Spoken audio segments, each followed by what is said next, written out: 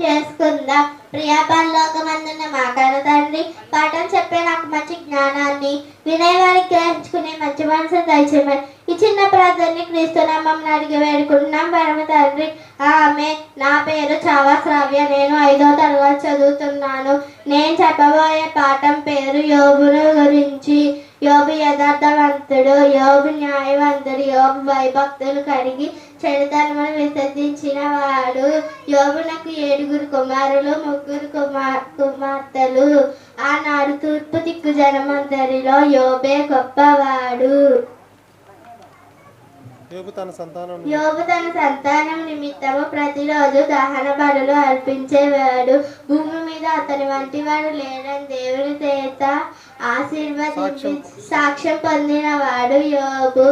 కీడు నష్టం జరిగినప్పుడు దేవుడే ఇచ్చాడు, దేవుడే తీసుకున్నాడు. దేవుని వలన కీడు మేడు 2 అనుభవించాలని చెప్పిన వాడు యోబు. కన్నులతో నిబంధన చేసుకున్నవాడు యోబు. సహనం కలిగిన వాడు యోబు.